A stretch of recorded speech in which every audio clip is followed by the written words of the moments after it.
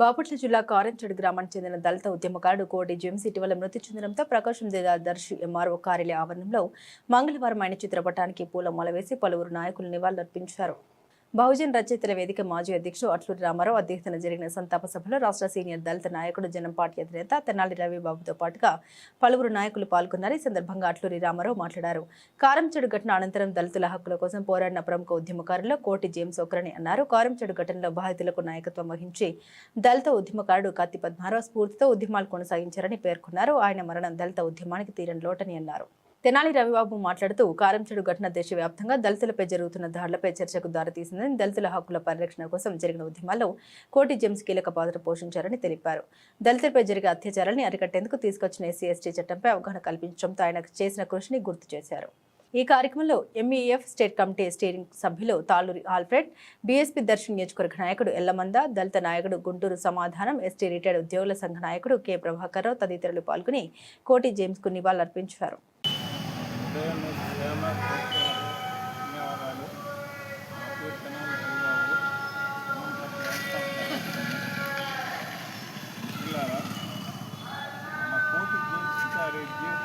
చూసినట్లయితే 1985లో కారంచేడు ఉద్యమాన్ని మొదలుకొని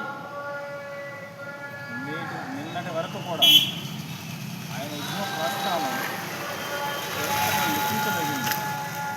ఎందుకంటే ఆయన చేసిన ఉద్యమం ద్వారానే ఎస్సీ/ఎస్టీ అట్రాసిటీ చట్టం వచ్చింది. భారతదేశంలో ఎన్నడూ దక్కనది ఊహించని రాష్ట్రపతి పదవి దక్కింది. ఇవన్నీ కూడా వారి పోరాటాల వల్ల కారంచేడు ఉద్యమం స్ఫూర్తితోటి మనం పోరాడి దక్కించుకోగలిగాము. ఇంకొక విషయం చెప్పాలి అంటే, కారంచేడు దళిత ఉద్యమ పోరాటం ప్రపంచ స్థాయిని తాకింది అంటే మరి నమ్మశక్యం కాని పని. క్రిస్టియన్ మతానికి సంబంధించిన పోపు గారు కూడా భారతదేశంలో దళితులపై చాలా దాడులు జరుగుతున్నాయంట. ఇండియా కబడ్డారని వార్నింగ్ ఇచ్చిన సంఘటన కూడా మనం చూసాము. అలానే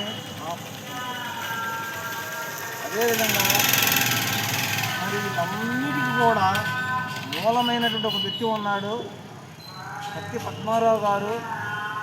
మరి ఆయన కవి, రచయిత, సంస్కృత పండితుడు, అనేక రకాలుగా మరి డాక్టరేట్ పొందినవాడు, మేధావి, అభినవ్ అంబేద్కర్ బిరుదుగాంచినవాడు. మరి కత్తి పద్మారావు గారిని కూడా ఈ రోజున మనం గుర్తుంచుకోవాల్సిన అవసరం ఉంది.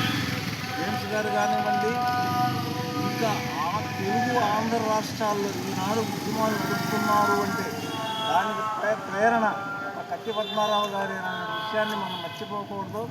అదేవిధంగా మరి అలాంటి కత్తి పద్మారావు గారికి గురుబుద్ధంగా ఉండి దళిత మహాసభ వ్యవస్థాపక ప్రధాన కార్యదర్శిగా ఉన్నటువంటి కోటి జేమ్స్ గారు యొక్క కుటుంబానికి మేము ప్రగాఢ సానుభూతి తెలియజేస్తున్నాం. మరి యొక్క ఉద్యమాలకి మనం ఒక మణిరత్నాన్ని కోల్పోయేటువంటి బాధ మనలో మిగిలి ఉంది.